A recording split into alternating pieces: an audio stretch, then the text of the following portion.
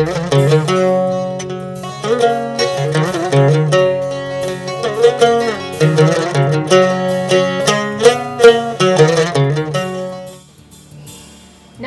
दर्शक मित्रों, अब तक चाय पे चर्चा कार्यक्रम में हूँ खुशी भट्टी आप दर्शक मित्रों हार्दिक स्वागत करूँ છું। મિત્રો, ચાય પે ચર્ચા કાર્યક્રમ અંતર્ગત આપણે અનેકવિધ ક્ષેત્ર સાથે સંકળાયેલા ડિગ્નિટીની મુલાકાત લેતા હોઈએ છીએ અને તેમના ક્ષેત્ર સાથે સંકળાયેલી ઘણી બધી જાણી અજાણી વાતો કરતા હોઈએ છીએ, તેમની પાસેથી ઘણી બધી માહિતી મેળવતા હોઈએ છીએ। ત્યારે અત્યારના સમયની જો વાત કરવામાં આવે તો મધ વિશે તો બધા જાણતા જ હશે કે મધના શું ઉપયોગ હોય છે, પરંતુ આપણે એ જાણીએ છીએ કે મધ કઈ રીતે બનતું હોય છે, મધના બીજા કયા ઉપયોગ થતા હોય છે। तो दर्शक मित्रों, आज अब तक स्टूडियो पर अपनी साथे मधुधारा हनीना फाउंडर दर्शनभाई भालारा उपस्थित छे ने आज આપણે એમની સાથે ઘણી બધી ચર્ચા કરીશું। તો ચલો તેમનું સ્વાગત કરીએ। દર્શનભાઈ, આપનો अब तक સ્ટુડિયો પર સ્વાગત છે। નમસ્કાર। દર્શનભાઈ, મારો પહેલો પ્રશ્ન આપને એ છે કે મધ કેવી રીતે બનતું હોય છે અને તેની પ્રક્રિયા શું છે અને તેમાં પણ જે મધ ફાર્મિંગ થાય છે એમાં એપીકલ્ચર શું છે? હવે મધ છે એ મધુછેર કેન્દ્ર અને ટ્રેડિશનલિઝમ એટલે મધ છે એ પહેલાં તો મધમાખી બનાવે છે ને ફ્લાવર ઉપરથી નેક્ટર લઈ અને એ નેક્ટરની પ્રોસેસ કરે છે પૂડાની અંદર અને એક અમૃત સમાન આપણને આયુર્વેદિક ઉપહાર આપે છે મધમાખી। હવે એ જે એપીકલ્ચર છે અને ટ્રેડિશનલિઝમ છે, મધમાખીની ખેતીથી થાય છે પ્લસ એના પૂડા છે એનો ઉછેર કરવામાં આવે છે અને આ રીતે મધમાખી મધનો ઉછેર કરી મધનો ઉત્પાદન કરી અને આપણને આપે છે। મધ જે બનતું હોય છે એની શું પ્રક્રિયા હોય છે? મધમાખી કેટલા સમયમાં મધ બનાવતી હોય છે? મધમાખી છે એ આખીની એક પ્રોસેસ છે, કુદરતી પ્રોસેસ છે, એક પ્રક્રિયા છે। મધમાખી ફ્લાવર ઉપરથી નેક્ટર લે છે, એ નેક્ટરને એના બોડીની અંદર ડાયજેસ્ટ કરે છે અને એક હોજરીમાંથી એ પાછું એક લિક્વિડ બનાવી અને પૂડાની અંદર સંગ્રહ કરે છે। હવે જનરલી જે મેં પ્રમાણે કીધું એ પ્રમાણે કે મધમાખી એક તો ટ્રેડિશનલી થાય છે, જે આપણે આ પૂડા જોઈએ છીએ એ પૂડાને પાડી જંગલોની અંદર એમાંથી મધ કલેક્શન કરવામાં આવે છે। એવી જ રીતે એને મોડર્નાઇઝ કરવામાં આવ્યું છે, જેને મોડર્નાઇઝ બી કીપિંગ કહેવામાં આવે છે। આ છે એ મધમાખી ઉછેર કેન્દ્ર છે કે જેની અંદર મધનો ઉછેર કરવામાં આવે છે। તો આની અંદર મધમાખીનો એક કલ્ચર હોય છે જેને એપીકલ્ચર કહેવામાં આવે છે। એની અંદર અલગ અલગ પ્રકારની માખીઓ હોય છે। પહેલાં હું તમને મધમાખીની સ્પીસીસ વિશે જો વાત કરું તો અલગ અલગ બ્રીડની માખીઓ હોય છે કે પ્રાંત વાઇઝ માખી અલગ હોય છે, પછી જિયોગ્રાફિકલ અને હવામાનને આધીન હોય છે। જેમ કે આપણે સૌરાષ્ટ્રમાં ઇન્ડિકા સેરોના જોવા મળે છે, એવી જ રીતે કેરલામાં એપિસ્ટ્રાઇગોના જે મચ્છર જેવી માખી હોય છે તે જોવા મળે છે। ઇટાલિયન મેલિફોરિયા માખી છે। તો આવી અલગ અલગ વિવિધ પ્રકારની માખીઓ હોય છે। હવે એમાંથી ઇટાલિયન મેલિફોરા, એપિસ મેલિફોરિયા કે જેને એક સંશોધન કરેલી બ્રીડ છે, હવે એનો ઉછેર મધમાખી ઉછેર કેન્દ્રમાં એ માખીનો ઉછેર કરવામાં આવે છે। હવે આ માખીનું એક કલ્ચર છે, જેમ કે એક હ્યુમન કલ્ચર છે, એક આપણો પરિવાર હોય છે એવી રીતનું પરિવાર હોય। એની એક ક્વીન માખી હોય છે, રાણી માખી હોય છે। એ રાણી માખી છે એ પરિપક્વ માદા હોય છે અને જે એવરી ડે 1000 to 1500 1000થી 1500ની વચ્ચે ઈંડા આપે છે અને એક જ બોક્સ હોય છે વુડનું। એ બોક્સની અંદર એ ક્વીન માખી છે એ એની કિંગ છે, એની મેઇન છે અને બાકી બધી જે માખીઓ છે એમાં ચાકર માખી છે, કામદાર માખી છે, ડ્રોન છે। હવે ચાકર માખી બધાના અલગ અલગ કામ છે, વર્ક બાયફર્કેશન કરેલું છે। એક પ્રકારે માણસનું જેમ પરિવાર હોય છે એવી જ રીતનો એનો પરિવાર હોય છે એ રાણી માખીનો। તો એ રાણી માખી ઈંડા આપી અને બીજી માખીને જન્મ આપે છે। બીજી માખીઓ છે અપરિપક્વ માદા હોય છે અને એ બધી રાણીની ફોલોવર હોય છે, એ રાણીની સુગંધ ઉપર કામ કરતી હોય છે। એટલે એની અંદર ચાકર માખી છે, કામદાર માખી છે, નર માખી છે। તો ચાકર માખી છે તો એ ચાકર માખી પૂડાનું સમારકામ કરવાનું કામ કરે છે, સાફ સફાઈ કરવાનું કામ કરે છે। એની અંદર પણ પેટા પ્રકાર હોય છે, ડિફેન્સિવ માખી કે જે રાણીનું અને બોક્સનું રક્ષણ કરવાનું કામ કરે છે। ત્યાર પછી કામદાર માખી છે તો એ કામદાર માખી બહારથી મધ લાવવાનું કામ કરે છે, નેક્ટર લાવીને અંદર બધી માખીઓને પૂરું પાડે છે। તો આ રીતનું આખું એક એનું એપીકલ્ચર છે અને આનું આખું આ સમુદાયનું મેનેજમેન્ટ એક ક્વીન કરતી હોય છે અને એ વસ્તુ જે કુદરતી રીતે પ્રક્રિયા થાય છે કે તમે ઝાડ ઉપરનો પૂડો જુઓ કે ગમે ત્યાં બિલ્ડિંગ ઉપર હોય તો એમાં પણ આ સેમ ફોર્મ્યુલા હોય છે. આ જ વસ્તુ જે નેચરલ જે પ્રોસેસ છે એ જ પ્રોસેસને બી કીપિંગ એટલે કે મોડર્નાઇઝમાં ડાયવર્ટ કર્યું છે અને એને આધુનિકતા અને જે પરંપરાગતતા એનો સમન્વય કરી અને એક નવો આખો રસ્તો આપ્યો છે જે મોડર્નાઇઝ બી કીપિંગ કહેવામાં આવે છે. તો એક આ રીતે પણ એનો ઉછેર કરવામાં આવે છે અને મધનું ઉત્પાદન કરવામાં આવે છે. તો આ બે રીતે જનરલી મધનું ઉત્પાદન થતું હોય છે. જે મધનું તમે ઉત્પાદન કીધું તો કેટલા દિવસમાં મધનું ઉત્પાદન થતું હોય છે અને રો મધ અને જે તૈયાર થયેલું મધ હોય છે પ્રોસેસિંગ મધ હોય છે એ બે વચ્ચે શું તફાવત હોય છે? જનરલી મધમાખી છે એ પૂડાની અંદર 10 થી 15 દિવસની વચ્ચે મધ ભેગું કરી લે છે કે બહારથી નેક્ટર લઈ આવી અને એ નેક્ટર પૂડામાં રાખે અને લિક્વિડ ફોર્મમાં આપણને મધ પૂડામાં 15 દિવસે મળી જાય છે. પછી એ મધને પાકે છે. હવે પૂડો છે અને પૂડો છે એ મધનું ગર્ભ છે અને મધને પાકવા માટેથી એ પૂડાની અંદર જ એ રે અને કુદરતી પ્રક્રિયા થાય છે. એનું રીઝન છે કે પૂડો છે ને એ ઘણા બધા ન્યુટ્રિશન મધમાંથી એબ્ઝોર્બ કરે છે અને મધને ઘણા બધા આપે છે અને આ બંને થઈને મધ પાકે છે. એટલે 15 દિવસે મધ ભેગું થયું ત્યાર પછીના 35 થી 40 દિવસ સમથિંગ થાય છે ત્યારે મધ પાકે છે પૂડામાં. એટલે મધમાખી છે એને હીટ આપે છે, ઠંડક આપે છે પૂડાને. આ રીતે અંદર ટેમ્પરેચર મેન્ટેન કરી અને પકવે છે જે મેન્યુઅલી ઇમ્પોસિબલ છે એમ કે કોઈ મશીનરીમાં એ બનતું જ નથી, થતું જ નથી. આ જે પ્રક્રિયા છે એ મશીનરીમાં અશક્ય છે. તો મધમાખી આ રીતે એને પકાવે છે મધને અને પૂડામાં પાક્યા પછી એ મધ એને કાઢવામાં એટલે એકદમ પ્યોર મધ કહેવામાં આવે છે અને આ રીતે એ મધ પાકતું હોય છે અને જનરલી 45 થી 60 દિવસ એને ગણતરી કરવી પડે તો એ ગણતરીએથી એ મધ બનતું હોય છે. દર્શનભાઈ, બીજું એ તમને પૂછવા માંગીશ કે કયા કયા પ્રકારના મધ બનતા હોય છે અને તેમની વિશેષતા શું હોય છે? જો મધની વાત કરી તો મધ છે એ ઘણી બધી પ્રકારના અલગ અલગ પ્રકારના મધ છે. જેમ કે જિયોગ્રાફિકલી ભૌગોલિક જગ્યામાં ફેરફાર થાય તો મધની ગુણવત્તામાં ફેરફાર થાય. મધમાખી સ્પીસીસ ફરે એટલે મધની ગુણવત્તામાં અને એના કલર, સ્વાદ, સુગંધમાં ફેરફાર થતો હોય છે.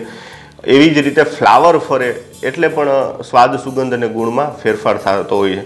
તો આવી રીતે ઘણી બધી પ્રકારના મધ છે. પ્રાંત વાઇઝ મધ અલગ અલગ હોય છે, સ્પીસીસ વાઇઝ અલગ અલગ કે એની બ્રીડ વાઇઝ અલગ હોય છે, ફ્લાવર વાઇઝ અલગ હોય છે.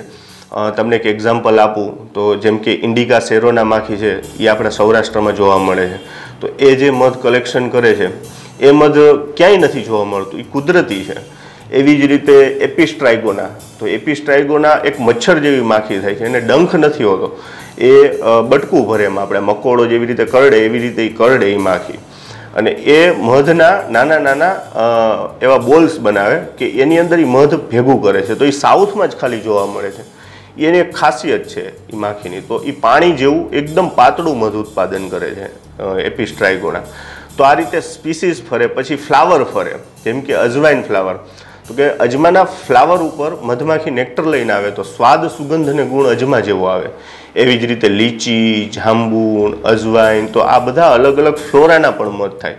તો કોઈ સ્પેસિફિકલી એક જ પ્રકારના સ્વાદનું ક્યારેય મધ નથી હોતું. મધના સ્વાદ, સુગંધ અને ગુણ એની પરિસ્થિતિને આધીન બદલતા હોય છે, વાતાવરણને આધીન બનતા હોય છે. તો આ એક આખી કુદરતી પ્રક્રિયા છે. એટલે ઘણી બધી વિવિધ પ્રકારના મધ જોવા મળે છે આખા વિશ્વમાંથી. બીજું એ પૂછવા માંગીશ કે મધમાખી મધ ઉપરાંત બીજી કઈ કઈ વસ્તુઓ મળતી હોય છે ને બનાવતો હોય છે? મધમાખી મધ સિવાય ઘણી બધી આપણને એની બાય પ્રોડક્ટ આપે છે. એક તો વેક્સ, મધ, ત્યાર પછી રોયલ જેલી, બી પોલોન અને પ્રપોલિસ. જનરલી ઘણા બધા આપણે બધાને એવું હોય છે કે મધમાખી મધ એક જ આપે છે, પણ ના, એવું નથી હોતું. વેક્સ, તો વેક્સ એ એક એની બાય પ્રોડક્ટ છે. જે પૂળો હોય છે એમાંથી જે એ વેક્સ કાઢવામાં આવે છે, એ પૂળો કે જેની કેન્ડલ બનાવવામાં આવે છે, એની અંદરથી જે ફાયર નીકળે છે એ ફાયરનો એક ગુણ છે, એને સ્મોકનો એક ગુણ છે. પછી એવી જ રીતનું બી પોલોન કે જે લોથાવાળી વસ્તુ હોય, ડુંડાવાળી વસ્તુ, જેમ કે જુવાર, બાજરી, મકાઈ, એલોવેરા, કોકોનટ, તો આ બધી વસ્તુમાંથી મધ નથી મળતું લિક્વિડ ફોર્મમાં, પણ એમાં એક દાણાદાર ફોર્મની અંદર મધમાખી જ કલેક્શન કરેલું. આમ તો એને પાવડર ફોર્મમાં મધ પણ કહી શકીએ, જેને બી પોલોન કહેવામાં આવે છે. એ પ્રોટીન અને વિટામિન B12 હોય છે એ પોલોનની અંદર. તો એ મધમાખીના પગ હોય, પાછળના 2 પગ, એની અંદર એક પોલન પોટલી કહેવામાં આવે છે. એ પોલન પોટલી હોય છે. એ પોટલીની અંદર એ પાવડર ભેગો કરે છે અને એ દાણાદાર ફોર્મમાં એનું એક કલેક્શન કરવામાં આવે છે. તો એને બી પોલન બોલ્સી કહેવામાં આવે છે. એવી જ રીતે રોયલ જેલી એ પણ એક પદાર્થ જ છે જે મધમાખી જ કલેક્શન કરે છે અને બહુ કોસ્ટલી હોય છે અને ઇન્ડિયામાં બહુ જૂજ લોકો એનું પ્રોડક્શન થતું જ નથી એવું પણ કહી શકાય. ફોરેનની અંદર વધારે થાય છે રોયલ જેલી. જનરલી મેડિસિનમાં અને એમાં વધારે કામ આવતું હોય છે. એવી જ રીતે પ્રપોલિસ. તો પ્રપોલિસ આપકે જેમ કે ઝાડની અંદર શીર નીકળતું હોય, અમુક ઝાડમાં ગુંદ નીકળતો હોય, તો આની અંદરથી મધમાખી કલેક્શન કરે છે. એ છે ને એક પ્રકારનું એના પૂળાનું સીલિંગ છે કે એનું એક પ્રોટેક્શન છે.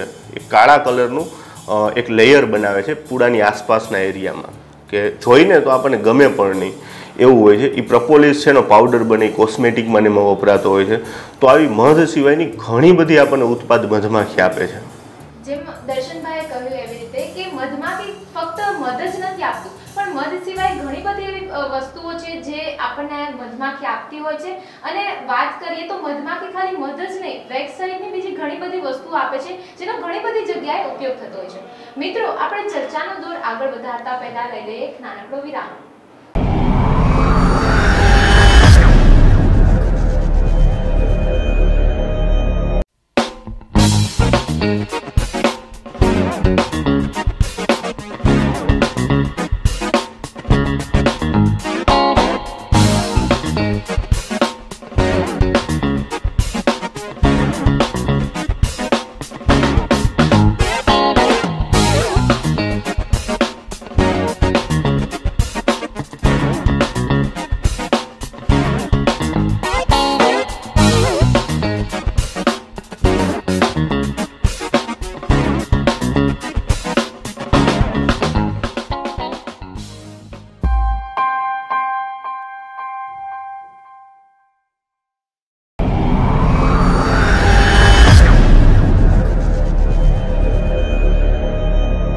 વિરામ બાદ આપ સૌનું સ્વાગત છે અબ તક ચાય પે ચર્ચા કાર્યક્રમમાં.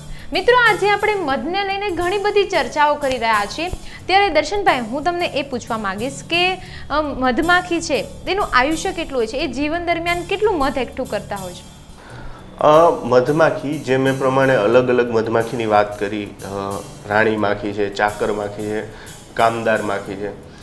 તો રાણી માખી છે એનું જનરલી 3 થી 5 વર્ષનું આયુષ્ય હોય છે. એને ઇઝીલી જોઈ શકાય છે. પૂળાની અંદર જે રાણી માખી એટલી બધી એગ્રેસિવલી વર્ક કરતી હોય અને સક્રિયતા એની ખૂબ જ હોય છે રાણી માખીની. બીજી માખીઓ છે જે ચાકર માખી છે, કામદાર માખી છે, ડ્રોન માખી છે. આ માખીનું જનરલી 50 થી 60 દિવસ સુધીનું 70 દિવસ સુધીની નિયર બાય એનું આયુષ્ય હોય છે. અને બાકી કુદરતી રીતે એ જે ફ્લાવર ઉપરથી કલેક્શન કરતી હોય અને એના ભક્ષકો પણ ઘણા બધા હોય છે, કારણ કે પ્રકૃતિનો એક ભાગ છે. જેમ કે કાચીડો છે તો એ મધમાખીને ખાતો હોય છે. એવી રીતે હની બી ઈટર નામનું એક પક્ષી આવે તો એનું ભક્ષણ કરતું હોય છે. અને મધ ઉત્પાદન કે એક માખી કેટલું ઉત્પાદન કરે છે, તો જનરલી કેવું હોય છે કે મધમાખી એક તો એના 3 કિલોમીટરના રેડિયન્સમાંથી 2.5 થી 3 કિલોમીટરના રેડિયન્સમાંથી મધ કલેક્શન કરે છે. હવે જ્યારે મધનું ફ્લાવર છે એ ફ્લાવર એની આસપાસમાં છે, જેમ કે 50 મીટર કે 10 મીટરના રેડિયન્સમાં જે નેક્ટરવાળું ફ્લાવર છે તો ત્યાંથી કલેક્શન કરે તો એકદમ એની સ્પીડ વધારે મળતી હોય છે. આવા સમયમાં મધમાખી મધ વધારે ઉત્પાદન કરે. એની કમ્પેરિઝનમાં જ્યારે ફ્લાવરિંગનું પ્રમાણ ઓછું હોય ત્યારે ઓછું. પણ જો વજનની દ્રષ્ટિએ કહેવા જઈએ તો એ કેવું મુશ્કેલ છે કે એક મધમાખી કેટલું ઉત્પાદન કરે છે, કારણ કે એ પરફેક્ટ ક્યારેય માપી નથી શકાતું. અને બાકી જનરલી બધા સાયન્ટિસ્ટોનું એનું કહેવું છે કે મધમાખી એના જીવન દરમિયાન સમથિંગ 400 ગ્રામ સમથિંગ એક મધમાખી ટોટલી એની એનર્જીની કમ્પેરિઝનમાં એ કલેક્શન કરી શકે છે, એવું એનું પ્રોડક્ટિવિટી હોય છે. પણ એ કોઈ પરફેક્ટ એનું છે ને એવું રિસર્ચ નથી કે મધમાખી આવું કેટલું કરે છે. પણ ઘણા બધા સાયન્ટિસ્ટોએ એને રિસર્ચ કરી અને પણ જણાવ્યું છે. એટલે આ રીતે મધમાખી અલગ અલગ મધ છે એના રેડિયન્સમાંથી, એના એરિયામાંથી કલેક્શન કરે છે. એ ડિપેન્ડ ઓન જગ્યા હોય છે કે કેટલું દૂર છે ફ્લાવર એનાથી. ફૂલમાંથી જ મધ શા માટે? એવું શું ફૂલમાં છે કે મધમાખી ત્યાં ખેંચાય છે? ફ્લાવરની અંદર નેક્ટર હોય છે, જેને પરાગ કહેવામાં આવે છે. એ પરાગ છે, મધમાખી શું કરે છે, એનો રોલ શું છે, તો એ પરાગનું પોલિનેશન કરે છે. જેમ કે એક ફ્લાવર ઉપર એ બેઠી, એમાંથી એને એ પરાગ કન્ઝ્યુમ કરી લીધી, હવે એ ઉડી અને બીજા ફ્લાવર ઉપર જાય છે પાછી પરાગ લેવા. ત્યારે એના બોડી ઉપર એકદમ બારીક એવી રૂંવાટી હોય છે, જે કુદરતી હોય છે, જેમાં એ પરાગ ચોટેલી હોય છે. એ પરાગ બીજા ફ્લાવર ઉપર એ મૂકે છે. એ મૂકતી નથી, પણ ઇન્ટેન્શનલી કે અનઇન્ટેન્શનલી એને ખ્યાલ નથી, પણ એ ઉડીને ત્યાં બેસે છે, એટલે બીજા ફ્લાવર ઉપર જાય છે. એવી રીતે એ ફ્લાવરનું પોલિનેશન થાય છે. પરાગ છે જે નેક્ટર, એ નેક્ટર એક કુદરતી એમ કહી શકાય કે એનું બીજ છે, એની ઉત્પત્તિ છે ફ્લાવરની. બસ એ નેક્ટર છે, એ નેક્ટરને એ કન્ઝ્યુમ કરે છે, અને એની અંદર એક લાળ છે, જેને આપણે વેનમ કહેવામાં આવે, એની અંદર એ નેક્ટરનું પ્રોસેસ કરે છે. અને આ નેક્ટર માત્ર ને માત્ર ફ્લાવર સિવાય કંઈ મળતું નથી. કોઈ દિવસ એ મશીનમાં ન બની શકે. એ કુદરતી એક ગોડ ગિફ્ટ છે નેક્ટર. એટલે ફ્લાવરમાં જ નેક્ટર હોય છે. એમાં પણ અલગ અલગ પ્રકારના નેક્ટર હોય છે. જેમ કે મોટું નેક્ટર જે આપણે પરાગ છે, અમુક દાણાદાર પરાગ હોય છે, જે આપણે જોઈ શકીએ. જેમ કે ગુલમોહર છે, તો ગુલમોહરમાં આપણે આમ ચાવી શકીએ, આપણા હાથમાં આવી શકે, એ લેવલનું નેક્ટર હોય. તો આની અંદર એ મધમાખી પોલિનેશન નથી કરતી. તો ઘણા બધા એવા ફ્લોરા છે કે જેની અંદર ભમરા પોલિનેશન કરે છે, જેની અંદર પવનથી પોલિનેશન થાય છે. જેમ કે ખારેક, તો ખારેકમાં એક પાવડર હોય છે, તો એ પાવડરમાં મધમાખી પોલિનેશન નથી કરતી, પણ એ પવનના હિસાબે એનું પોલિનેશન થાય છે. એ પાવડર ખરી અને ઉડે, અથવા તો એ પાવડરને ઉડાડવામાં આવે ત્યારે એ ખારેકમાં પોલિનેશન થતું હોય.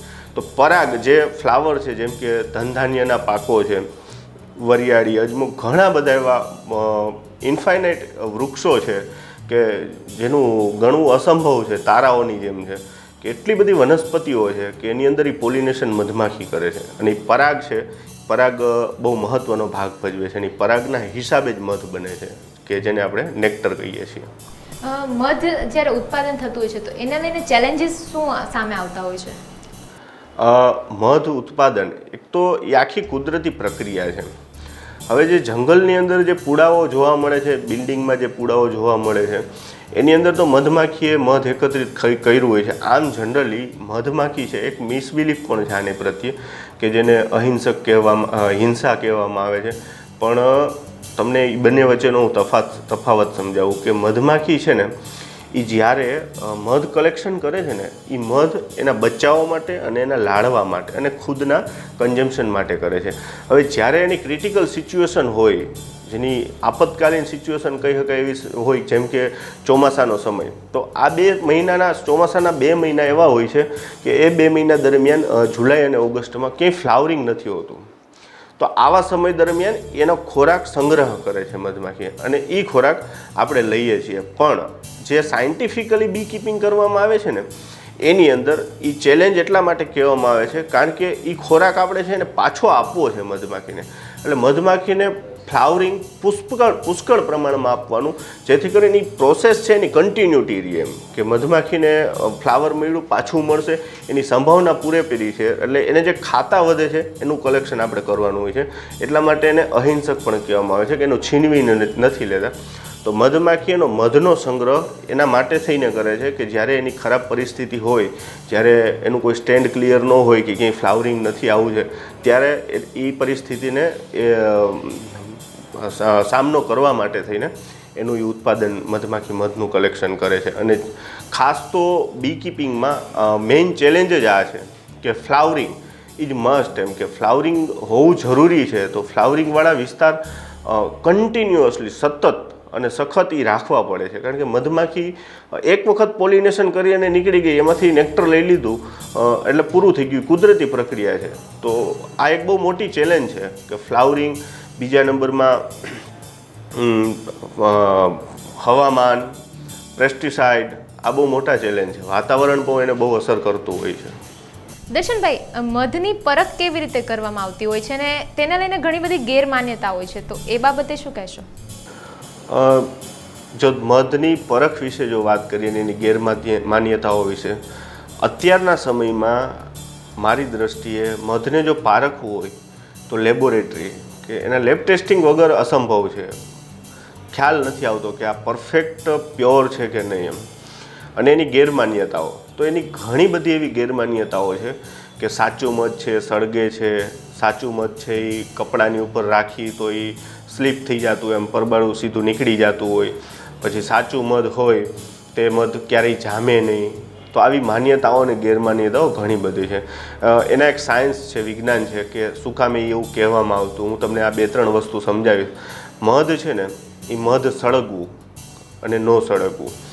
હવે પહેલાંના સમયમાં જ્યારે મધને પૂડામાંથી પાડતા જંગલોમાંથી, ત્યારે પૂડાને નીચવી લેવામાં આવતો. તો આવા કેસની અંદર વેક્સ છે ને એ મધની અંદર આવતું. અત્યારે પણ રો હનીની અંદર પણ વેક્સ આવતું હોય છે, કોઈક થોડો ઘણો પોર્શન આવતો હોય છે વેક્સનો, કારણ કે પ્રોસેસ નથી થતું. તો વેક્સ છે ને એ જ્વલનશીલ હોય છે, કે એનો એક સળગવાનો ગુણ છે. મધ નથી સળગતું, એ સળગે છે એ વેક્સ છે, એ પૂડાનો એક ભાગ છે એ સળગે છે. પછી એવી જ રીતે મધ છે એ મધ કપડામાંથી સરકે નહીં, સીધું બહાર નીકળી જાય છે. તો આવા કેસની અંદર એવું હોય છે કે મધ છે ને ગ્લુકોઝ, ફ્રુક્ટોઝ અને ટ્રુક્ટોઝ આ 3નો સમન્વય છે, આ 3નું બંધારણ છે. જ્યારે કુદરતી રીતે ફ્લાવર ઉપર ડિપેન્ડ હોય છે કે કેમાં કેટલું ગ્લુકોઝ આવવું, કેમાં કેટલું ફ્રુક્ટોઝ આવવું, કેમાં કેટલું ટ્રુક્ટોઝ આવવું. હવે ઘણા બધા મધ એવા છે કે જે એકદમ પાતળા છે, પાણી જેવા. જેમ કે સુંદરવનમાં આપણે west Bengal Sundarban forest area છે, એમાંથી જે કલેક્શન થાય છે, ત્યાંનું વાતાવરણ જ એવું છે ત્યાં કે એ મધ છે એકદમ પાતળું આવે છે, કે જે કપડાની અંદર નાખો તમે પહેલી નજરે જોવો તો તમને સીધું કંઈક લિક્વિડ પડ્યું એવું લાગે, મધ લાગે નહીં. એવી જ રીતે એપિસ્ટ્રાઇગોનાનું મધ, કે જે મચ્છર જેવી માખીની મેં વાત કરી, તો એ મધ એકદમ પાતળું આવે છે. મધ જૂના થાય તો પણ પાતળું થઈ જતું હોય છે. એટલે એવું જરૂરી નથી કે મધ છે એ કપડામાંથી સરકવું ન સરકવું, કારણ કે મધ છે ને એ સંપૂર્ણ આહાર છે અને એને બધા વેધર ઇફેક્ટ થાય છે. તડકો હોય ત્યારે એ પાતળું થાય ઘીની જેમ, ઠંડી હોય ત્યારે જેલી જેવું થતું હોય છે. પછી એક બીજું ગેરમાન્યતા કે મધ જામવું, ક્રિસ્ટલાઇઝેશન. તો એ જામવું નહીં એનો સામાન્ય ગુણ છે મધનો, કારણ કે મધ ફોરેનની અંદર એવી માન્યતા છે કે જે મધ જામે નહીં ને એ મધને એડલ્ટ્રેટિવ કહેવામાં આવે છે. હવે એનું રીઝન કહું તમને, જે ફ્લાવરની અંદર ગ્લુકોઝનું પ્રમાણ વધારે છે એ ફ્લાવરના મધ જામે છે. જેમ કે ધાણાનું મધ ક્રિસ્ટલાઇઝ થાય, પછી લીચીનું મધ ક્રિસ્ટલાઇઝ થાય, ત્યાર પછી મસ્ટર્ડનું એટલે કે આપણે રાયડાનું મધ એ ક્રિસ્ટલાઇઝ થાય. અને એ ક્રિસ્ટલાઇઝ થવાના પણ અલગ અલગ પ્રકાર છે. ઘણા મધ જેલીની જેમ જામે, ઘણા મધ બોટલમાં ઉપરની સાઈડ જામતા હોય, ઘણા નીચેની સાઈડ જામતા હોય. હવે આનું મેઇન રીઝન છે ગ્લુકોઝ, ફ્રુક્ટોઝ અને ટ્રુક્ટોઝ છે. જ્યારે ગ્લુકોઝનું પ્રમાણ વધારે હોય, ફ્રુક્ટોઝ અને ટ્રુક્ટોઝ ઇમ્બેલેન્સ હોય, ત્યારે મધ ક્રિસ્ટલાઇઝ થાય અને વાતાવરણને આધીન ક્રિસ્ટલાઇઝ થાય. શિયાળામાં ક્રિસ્ટલાઇઝ થાય, ઉનાળામાં પાતળું પડી જાય, પાછી ચોમાસામાં એની નોર્મલ સિચ્યુએશનમાં હોય. અને એ મધને પાછું તમે સનલાઇટમાં એટલે કે તડકામાં રાખીએ જામેલા મધને તો પાછું હતું એની ફોર્મેટમાં આવી જાય. કે એવું જરૂરી નથી કે મધ જામ્યું એટલે એ એડલ્ટ્રેટિવ છે.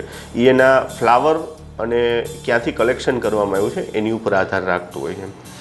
અને એક આ ગેરમાન્યતા છે. અને પરખવામાં તો જનરલી આપણે હ્યુમન આખી આ પ્રકૃતિની વસ્તુ છે. માણસ પણ એક પ્રકૃતિનો ભાગ છે. પહેલી જ નજરે જો એને તમારે ચેક કરવું હોય તો તમે એને ચાખો એટલે તમારું મોઢું જ તમને કહી દે કે આ એડલ્ટ્રેટિવ છે કે પ્યોર છે, કે આ પ્રોસેસ કરેલું છે. કારણ કે જે રો છે એની અંદર વેક્સ છે, પોલોન છે, પ્રપોલિસ છે, રોયલ જેલી છે, આ બધા મધની અંદર જોવા મળતા પદાર્થ છે કે જે મધની અંદર આવ્યા છે, એનું પ્રોસેસ નથી થયું, કે એનો એક સ્વાદ અલગ છે. કારણ કે આ મશીનમાં બનતું નથી, આની ક્વોલિટી કંટ્રોલ ઇમ્પોસિબલ છે. હા, પ્યોરિટી કંટ્રોલ થાય છે, ક્વોલિટી કંટ્રોલ નથી થતો આની અંદર. તો આવા કેસની અંદર ઘણા બધાના જીભ છે એને કહી દેતી હોય છે કે નહીં આ કંઈક અલગ વસ્તુ આવી છે એના મોઢામાં. તો મારી દ્રષ્ટિએ બે જ વસ્તુ છે. એક તો તમારું મોઢું તમને કહે કે નહીં આ કંઈક અલગ છે, અને બીજી વસ્તુ લેબોરેટરી. બાકી બીજા કોઈ એવા ઘરગથ્થુ એના ઉપચાર નથી કે તમે મધને પારખી શકો. કારણ કે આ સમયની અંદર ઘણા બધા એવા અલગ અલગ ઓઇલી પદાર્થ આવે છે, ઘણા બધા એવા સિરપ આવે છે કે જે મધની અંદર એડલ્ટ્રેશન કરે તો એ ખ્યાલ નથી આવતો એમ જોઈને, કે એને સુગંધ લઈને સ્મેલથી કે એના કલરથી નથી ખબર પડતી, કે એને સ્વાદ ચાખવાથી કે બીજા કોઈ પણ પ્રકારના ઘરગથ્થુ ઉપચારથી. તો મધને આ રીતે પારખી શકાય છે. જેમ દર્શનભાઈ આપણને જણાવ્યું એમ કે મધને પારખવા માટે મેઇન તો લેબ ટેસ્ટ કરવામાં આવતો હોય કે આ શુદ્ધ છે કે અશુદ્ધ છે. અને ઉપરાંત એને આપણને ઘણી બધી જે ગેરમાન્યતાઓ આપણામાં રહેલી હોય છે કે મધ છે એ સળગતું હોય છે, કે મધને લઈને બીજી ઘણી બધી ગેરમાન્યતાઓ વિશે પણ આપણને અત્યારે દર્શનભાઈ કીધું. મિત્રો, ચર્ચાનો દોર આગળ વધારતા પહેલા લઈ લઈએ એક નાનકડો વિરામ.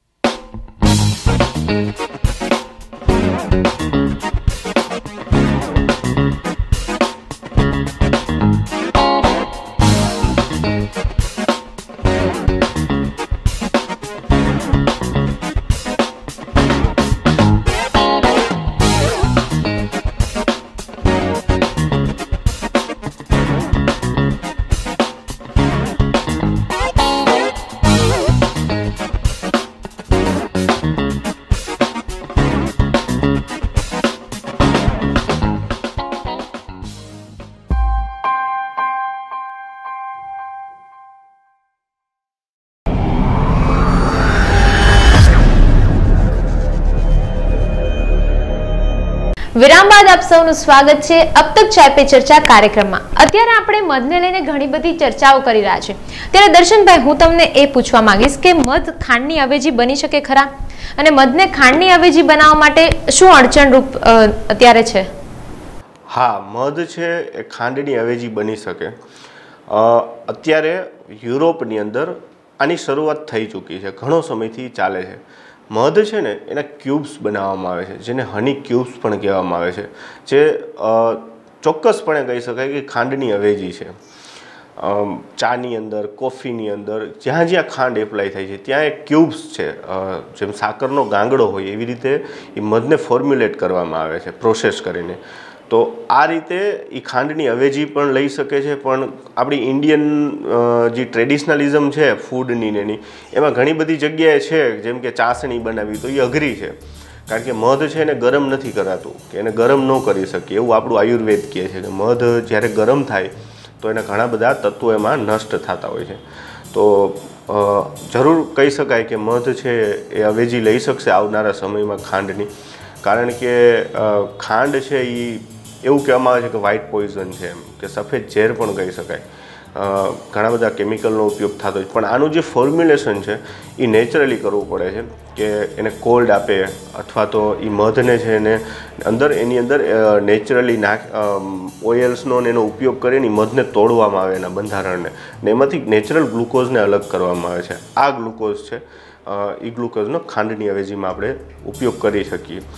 અને ઇન્ડિયામાં આ ટેકનોલોજીને આવતા બહુ ઝાઝો સમય બાકી નથી, આવી જશે ચોક્કસપણે, અને એક ક્રાંતિ સર્જાશે એમ, કે ખાંડની જેમ શેરડીમાંથી ખાંડ બને છે એવી જ રીતે મધમાંથી એ ક્યુબ્સ મળશે, જે ગ્લુકોઝ અલગ કરેલા છે, કે એને હની ક્યુબ્સ કહેવામાં આવે છે. મધના ઉપયોગના જો ફાયદાની વાત કરી તો આયુર્વેદની અંદર તો આપણે જે હિન્દુમાં આયુર્વેદ છે એમાં મધ છે એ આયુર્વેદ છે એ મધ વગર પાંગડું છે એવું કીધું છે, કે એનો બેઝ છે. અને આમ જનરલી મધ છે એનો બોડીમાં શું ઉપયોગ થાય છે? મધ છે ને એ ગ્લુકોઝ, ફ્રુક્ટોઝ અને ટ્રુક્ટોઝનું કામ કરે છે, એ યોગ વાહિનીનું કામ કરે છે. જેમ કે આયુર્વેદિક દવા છે કોઈ પણ, તો એ દવાની સાથે મધ લેવાનું રીઝન એટલું છે કે મધ હિલિંગનું કામ કરે છે. એ દવા છે ને એને યોગ્ય જગ્યાએ પહોંચાડે છે, સ્પીડમાં ટ્રાન્સપોર્ટેશનનું કામ કરે છે, એટલે એને આયુર્વેદમાં યોગ વાહિનીનું કામ કીધું છે. બાકી જનરલી બધા મધના અલગ અલગ ગુણ છે, જેમ કે લીચીનું મધ છે, અજમો છે, તો ફ્લાવર વાઇઝ મધ છે બધાના ગુણ છે, સ્પીસીસ વાઇઝ મધ છે એના ગુણ છે, પછી પ્રાંત વાઇઝના ગુણ અલગ અલગ છે, બધા મધના શરીરમાં અલગ અલગ ગુણ છે. પણ મેઇન કામ છે ને બોડીનું ડિટોક્સિફાય કરવાનું, કે બોડી છે ને એને અંદરથી કચરો બધો સાફ કરવાનું કામ કરે છે. દર્શનભાઈ, તો એવું કહી શકીએ કે મધને દવા નહીં દુવા તરીકે ઉપયોગ કરવો જોઈએ? હા, જરૂર. મધ છે એ દુવા જ છે, એ કુદરતે આપેલી એક આપણને ભેટ છે, એને જરૂર દવા નહીં દુવા કહી શકીએ મધને. દર્શનભાઈ, બીજું એ પૂછવા માંગીશ કે મધનો વાઇલ્ડ લાઈફમાં શું રોલ રહ્યો છે? મધમાખી છે એનો વાઇલ્ડ લાઈફમાં ભરપૂર પ્રમાણમાં ભાગ ભજવે છે મધમાખી. આઇન્સ્ટાઈને કીધું હતું કે મધમાખી જો નષ્ટ થઈ જાય પૃથ્વી ઉપરથી તો ટૂંક સમયમાં જ પૃથ્વીનો પણ સર્વનાશ થાય, કારણ કે મધમાખી છે ને એ પોલિનેશન 80% અબોવ પોલિનેશન કરે છે. કે જે માણસ પ્રકૃતિ, આપણે એક પ્રકૃતિનો ભાગ છીએ, એ પ્રકૃતિનું જે ચક્ર છે જીવનચક્ર, એ જીવનચક્રમાં પોલિનેશન બહુ મહત્ત્વનું છે. તો આ પોલિનેશન મધમાખી દ્વારા થાય છે. જેમ કે આપણે એક એક્ઝામ્પલ લઈ મેંગો, તો મેંગો છે એ મેંગોનું પોલિનેશન મધમાખીએ કર્યું, તો મધમાખી જો આ પૃથ્વી પરથી નષ્ટ થઈ જાય તો એ મેંગોનું પોલિનેશન કોણ કરે? તો એ મેંગો ઉત્પાદન થાય, મેંગોના ફ્લાવર ઉપર ઘણા બધા પુષ્કળ જીવજંતુઓ નભે છે, પછી મેંગો ઉપર ઘણા બધા જીવજંતુઓ નભે છે. તો આ એક આખી એક પર્યાવરણની એક સાયકલ છે. તો એ એક એનો બહુ મોટો અહમ ભાગ છે મધમાખી. જો મધમાખી નષ્ટ થઈ જાય, એટલા માટે થઈને જ આઇન્સ્ટાઈને કીધું હતું કે મધમાખી જો નાશ થાય તો પૃથ્વીનો સર્વનાશ બહુ ટૂંક સમયમાં થઈ જાય, કારણ કે પછી જેની ઉપર એકબીજા નભે છે એ આખી સાયકલ જ એની બ્રેક થઈ જાય, તૂટી જાય. તો વાઇલ્ડ લાઈફમાં એવું કહી શકાય કે મધમાખીનો બહુ અહમ રોલ છે. અને આપણે જે પણ કાંઈ વસ્તુ ખાઈએ છીએ, જોઈ છીએ પ્રકૃતિ, એનો સર્જનની અંદર બહુ મોટો ભાગ ભજવે છે મધમાખી, અને એ પોલિનેશન કરે છે, એટલા માટે એનો બહુ મહત્ત્વનો રોલ છે. મધ ખાવાની સાચી રીત શું છે? મધ છે ને એને ખરેખર ખવાતું પણ નથી અને એને પીવાતું પણ નથી. મધને ચાટવામાં આવે છે. આપણા હકીમો વૈદરાજો એવું કહે છે ઘણા બધા કે મધ છે ને એને હથેળીમાં લેવાનું, હથેળીમાં લઈ અને જીભેથી ચાટવાનું હોય છે. તમને એક એક્ઝામ્પલ આપું તો શેરડી, કે શેરડીનો જે સાંઠો હોય એ સાંઠો ખાય અને શેરડીનો રસ પી, બંનેમાં પુષ્કળ પ્રમાણમાં તફાવત છે. બસ એવી જ રીતે મધ છે ને એ મધને ચાટવાનું. તમે જોજો આયુર્વેદના વૈદરાજો પાસે જઈને તો એ કહેશે તમે મધ ચાટજો આ દવાની સાથે, કારણ કે એનો એ વર્ડ ચાટવાનો છે મધ.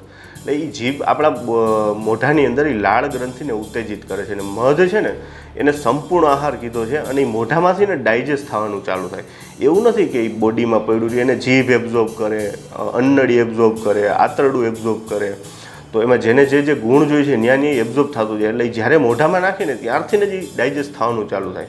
તો જીભ અને હથેળી જ્યારે ટચ થાય ને ત્યારે એક લાળ ગ્રંથિ ઉત્પન્ન થાય છે. એની મધને ડાયજેસ્ટ કરવામાં બહુ ઉપયોગી હોય છે. એટલા માટેથી મધને ખવાય પણ નહીં અને પીવાય નહીં, એને ચાટવાનું હોય છે મધને. એની ખરી રીત છે. કયા સમયે મધ ખાવું હિતાવહ છે? મધ જનરલી આયુર્વેદ પ્રમાણે આ લોકો જે પ્રમાણે કહે છે એના વર્ણન કરેલા છે. તો મધ પ્રાતઃકાળ એટલે કે સવારમાં, વહેલી સવાર એટલા માટે જરૂરી છે કે જ્યારે આપણા શરીરમાં હિલિંગ માટે આપણે એને રાખતા હોય છે બોડી, જેમ કે સૂવાનો ટાઈમ, તો સાંજથી સવાર સુધીનો સમય કે એ દરમિયાન આપણે કંઈ ખાતા નથી. આ હિલિંગનો સમય છે કે બોડીની અંદર જે પાર્ટ ખરાબ થતા હોય કે જે ઉપયોગ થતો હોય એનું હિલિંગ થતું હોય. તો આવા સમય દરમિયાન મધનો ઉપયોગ કરવો હિતાવહ છે કે એ હિલિંગની અંદર બહુ સંપૂર્ણ રીતે કામ કરે. અને જનરલી મોર્નિંગમાં ખાલી પેટ, કારણ કે એ સમય એવો હોય છે કે આપણું શરીર છે ને એટલું બધું અંદરથી ઉત્તેજિત હોય છે બધી વસ્તુ ડાયજેસ્ટ કરવામાં, કે સક્રિય હોય છે આપણું બોડી, કે ત્યારે એને સવારમાં વહેલી સવારે ખાવું જોઈએ. બાકી તો જનરલી દવાઓની સાથે ને એની સાથે પીતા હોય છે, એનો કોઈ સમય જે દવાનો હોય એની અરે ફિક્સ હોય છે. મધ અને રિલિજિયસ વચ્ચે શું કનેક્શન છે? એવું કહી શકાય કે મધ છે ને કોઈ જગ્યા એવી બાકી નથી કે જ્યાં છૂટ્યું છે. આપણા આયુર્વેદની અંદર, સુશ્રુતની અંદર, બાઇબલ, કુરાન, દરેક ધર્મગ્રંથો, ઇજિપ્તના પિરામિડોની અંદર મધની કંઈક અલગ અલગ વર્ણન કરેલું છે. સુશ્રુતની અંદર મધનો ઉપયોગ કંઈક એવી રીતે કરતા કે મધ છે ને એની અંદર એન્ટી ફંગલ પણ જોવા મળે છે ઘણા મધમાં. તો જ્યારે ઓપન સર્જરી થતી અને જ્યારે આ આધુનિકતા નહોતી ત્યારે એ આપણા શરીરના જે ઘા હોય, જે ભાગ હોય જ્યાં ટાંકા લીધા હોય, તો એને રૂઝવવા માટે મધનો ઉપયોગ કરતા. પછી આયુર્વેદની અંદર એને યોગ વાહિની કીધું છે મધને. એવી જ રીતે બાઇબલ, કુરાનની અંદર મધને મૃત્યુ સિવાયની દવા કીધી છે. કે મધ એક વસ્તુ એવી છે કે જે મૃત્યુ સિવાયની દવા છે, કે મૃત્યુ એક નથી રોકી શકાતો એનાથી, બાકી બધે કામ આવે છે. એટલા માટે તો મુસ્લિમ સમાજ એને બહુ પવિત્ર માને છે મધને, અને એના ઘરમાં મધ હોવું જરૂરી છે. પછી એવી રીતે કુરાન, કે કુરાનની અંદર એનો ઉલ્લેખ કરેલો છે મધને. તો આવી રીતે ઘણા બધા ધર્મ સાથે સંકળાયેલા છે. પછી આપણા રિલિજિયસમાં, હિન્દુમાં તો મધને એટલું પવિત્ર માનવામાં આવ્યું છે કે જેને પંચામૃત, 5 અમૃતમાંનો એક અમૃત કીધું છે મધને, કે જેમાં જ એનો ઉપયોગ થાય છે. એટલા માટે થઈને જે મધને અમૃત કહેવામાં આવે છે, કે જે પંચામૃતમાં એનો સમન્વય થયો છે. દર્શનભાઈ, હું તમને એ પૂછવા માંગીશ કે મધુધારા પ્રત્યેની તમારી આઈડિયોલોજી શું છે? કઈ રીતનો તમને વિચાર આવ્યો અને વિશેષતા શું છે મધુધારાની? મધુધારા વિશેની જો હું આઈડિયોલોજી કહું તો મધુ એટલે મીઠાશ અને ધારા એટલે અવિરત વહેતી ધાર, કે જે મધની અવિરત વહેતી એક ધાર છે, મીઠાશ છે. એ મીઠાશ અમારા કન્ઝ્યુમર પ્રત્યેની છે, અમારી પ્યોરિટી પ્રત્યેની છે, અમારા એમ્પ્લોય પ્રત્યેની છે, અમારી મધમાખી પ્રત્યેની છે, વાઇલ્ડ લાઈફ પ્રત્યેની છે, બધી પ્રત્યેની એ મીઠાશ અવિરત વહેતી ધાર છે. હવે આ જે મને વિચાર છે આવ્યો મધમાખીનો, અમે જે અત્યારે મોડર્નાઇઝ બી કીપિંગ કરીએ છીએ, તો ટ્રેડિશનલિઝમ અને મોડર્નાઇઝ, જે ટ્રેડિશનલી અને મોડર્નાઇઝ બી કીપિંગ થતું હતું ટ્રેડિશનલી પહેલાંના વખતમાં જે પૂડાને પાડવામાં આવતા, તો આ વસ્તુ જોઈને મને એવો વિચાર આવ્યો હતો કે ભાઈ આપણે કંઈક આને મોડર્નાઇઝ કરીએ. અને અત્યારે આજની અમે મોડર્નાઇઝ બી કીપિંગ કરીએ છીએ, સુપર બી કોલોનીનો ઉપયોગ કરીએ છીએ, જેમાં અહિંસક મધ કાઢીએ છીએ. હવે આ અહિંસક અને હિંસક મેં તમને જે પ્રમાણે વાત કરી એ પ્રમાણે કે એ પૂળો હોય, હું તમને શોર્ટમાં કહું કે જે ઝાડ ઉપરનો પૂળો હોય એ પૂળાને અહીંયાથી તોડી લેવામાં આવે, તોડી અને નીચોવીને એનું મધ કાઢવામાં આવતું હોય છે. આવા કેસમાં જે બીજી માખીઓ છે એનું કોઈ સ્ટેન્ડ રહેતું નથી, તો એ મધમાખી મરી જાય છે. એને સ્મોક આપે, એને અગ્નિ આપી અને એ પૂળાને સળગાવી ને મધ કાઢતા હોય છે, તો એને હિંસક કહેવામાં આવતું. એટલા માટે થઈને ઘણા બધા ધર્મોમાં મધને હિંસક કીધું છે, ખાતા નથી. પણ જ્યાં મોડર્નાઇઝ બી કીપિંગ આપણે કરીએ છીએ તો એ એપીકલ્ચર, મેં જે પ્રમાણે પહેલાં તમને વાત કરી કે આખી એક સાયન્ટિફિક એની પ્રોસેસ છે મધમાખી ઉછેરની. તો આની અંદર આ ક્વીન છે, તો એ ક્વીન છે, એ ક્વીનનો જન્મ પણ એક રોયલ જેલીથી જાય છે. મેં જે વાત કરી રોયલ જેલીનો પદાર્થ, તો એ રોયલ જેલી છે ને એ એવો પદાર્થ છે કુદરતી રીતે મધમાખી ભેગી કરે છે, અને જે ઈંડું મધમાખીનું રોયલ જેલીને ખાય છે ને એ ક્વીન બને છે. જે મેં એની મેઇન કીધી કે જેની ઉપર આખો એની ધરોહર છે મધની અને મધમાખીની, એ ક્વીન છે. એ ક્વીનની ઉત્પત્તિ પણ એક આ રીતે થતી હોય છે કે એનું સર્જન છે એ રોયલ જેલીમાંથી થાય છે, એનું ઈંડું રોયલ જેલી ખાઈને જન્મે છે. તો અમે મધુધારામાં આ રીતે મોડર્નાઇઝ બી કીપિંગ કરીએ છીએ. અને જે અહિંસક, જે હિંસાથી રહિત છે, કે જેમાં કોઈ જાતની હિંસા નથી થતી, અમારી પાસે જે બી કોલોની છે એ સુપર બી કોલોની છે, જેને સ્ટેપવાળા બોક્સ કહેવામાં આવે છે. એમાં એક નીચેનો ફ્લોર હોય, એ આખો ઈંડા બચ્ચાને લાળવાનો હોય છે. ઉપરના ફ્લોર છે એ ફ્લોરમાં નીટ એન્ડ ક્લીન મધ ઉત્પાદ થાય છે. એ એક છે ને એક નેચરલ પ્રોસેસ છે. મધ નીચેના ફ્લોરમાં ભેગું કરે, એ મધ જ્યારે ભરાઈ જાય ને પછી બીજી બધી માખીઓ ઉપરના ફ્લોરમાં જાય છે. વચ્ચે ક્વીન એક્સક્લુડર જાળી રાખવામાં આવે કે રાણી છે ને એનું સામાન્ય કદ બહુ મોટું હોય છે બીજી માખીઓની કમ્પેરિઝન. રાણી ઉપરના ફ્લોરમાં ન જાય, બીજી માખીઓ આસાનીથી ઉપરના ફ્લોરમાં જાય. એટલે નીચેનો ફ્લોર ભરાઈ જાય એટલે ઉપરના ફ્લોરમાં એ મધ મૂકે, એ મધ પાકે અંદર, એટલે પૂળાની હારે તમે ખાઈ શકો એટલું નીટ એન્ડ ક્લીન મધ હોય છે. તો આવી રીતે એ મધ અમે ઇન્ડિયામાંથી અલગ અલગ જગ્યા, જેમ કે નોર્થ ઇસ્ટના એરિયા છે જ્યાં પાણીનું પ્રમાણ વધારે છે, નદીઓના તટ વિસ્તાર છે, જેની આબોહવા બહુ કુદરતી સૌંદર્ય છે, સારું આબોહવા છે, તો આવા વિસ્તારમાં અલગ અલગ ફ્લોરાના મધ, કે જેમ કે અજમાની ખેતી થાય છે તો ત્યાં અમે લઈ જઈએ છીએ. જેમ કે ઇન્ડિયામાં છે તો વિવિધ પ્રકારની ખેતી થાય છે, જેમ કે આપણે સૌરાષ્ટ્રમાં કપાસ મગફળી છે, ભરૂચ સાઈડ જાય તો કેળાની છે, ગીરમાં જાય તો મેંગોની છે. તો આવા આખા ભારતમાં વિવિધ પ્રકારની ખેતી છે. તો આ જગ્યા ઉપર એના સિઝનના ટાઈમે અમે એ બી હાઇવ્સને માઇગ્રેટ કરીએ છીએ, લઈ જઈએ છીએ. નદીઓના તટ વિસ્તાર છે, બધા કુદરતી સૌંદર્ય છે ત્યાં, અને એ પર્ટિક્યુલર ફ્લાવરમાંથી કલેક્શન કરે છે. જેમ કે અજમામાંથી મધમાખી નેક્ટર લઈને આવી તો એ મધ છે સ્વાદ, સુગંધ અને ગુણ અજમાનો આવે છે. એવી રીતે લીચી, જાંબુ, અજમો, વરિયાળી, તલ, બાવળ, તો આવા અલગ અલગ ફ્લોરાનું કલેક્શન કરીએ છીએ. અને આ મધને પૂળામાંથી કાઢી, એની કાઢવાની પણ એક સેન્ટ્રીફ્યુગ સિસ્ટમ છે. તમને ઇન શોર્ટ સમજાવું તો ભીનો કોથળો હોય એને ઝાટકી અને છાંટા ઉડે. તો આવી રીતના એ પૂળો છે, એ પૂળાને જે સીલ થઈ ગયું ઉપર મધ, એને ચપ્પુએથી ખોલી અને એક મશીન હોય, મશીનની અંદર એ પૂળાને ફેરવી તો એ મધ છૂટું પડી જાય અને પૂળો એમને એ પૂળો 6 થી 7 વર્ષ કામ આવે. જેમ કે એ મધમાખીનું કામ ઓછું કરી નાખે, પાછો નવો પૂળાનું સર્જન કરવામાં. તો આના ઈચ એન્ડ એવરી એલિમેન્ટ, એના એક પણ પ્રોસેસ એવી નથી કે ઇલોજિકલ છે.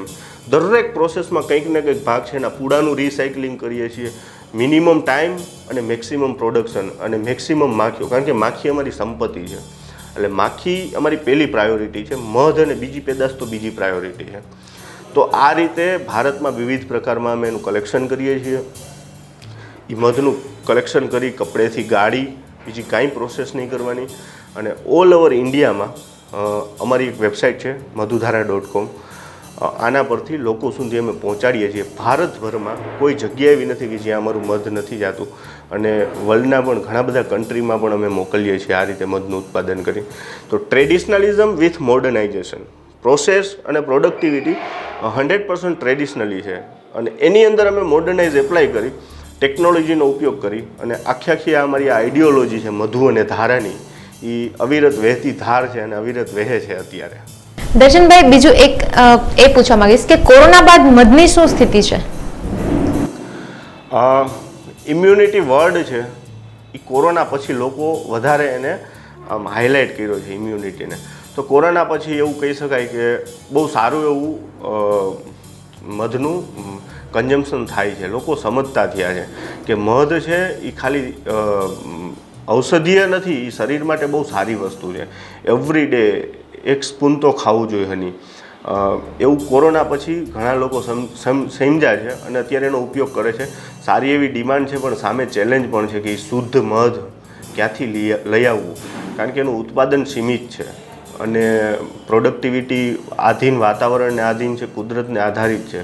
એ કોઈ મશીનમાં બનતું નથી અને સામે એની ડિમાન્ડ પણ ધીમે ધીમે વધતી જાય છે. એટલે કોરોના પછી એમ કહી શકાય કે લોકોમાં એક અવેરનેસ આવી છે કે મધ છે એને ખાલી દવામાં કે કોઈ ધાર્મિક પૂજામાં જ ઉપયોગ ન કરવો જોઈએ, એને રેગ્યુલર એક જીવનનો એક ભાગ બનાવવો જોઈએ કે એનું એવરીડે કન્ઝમ્પશન કરવું જોઈએ.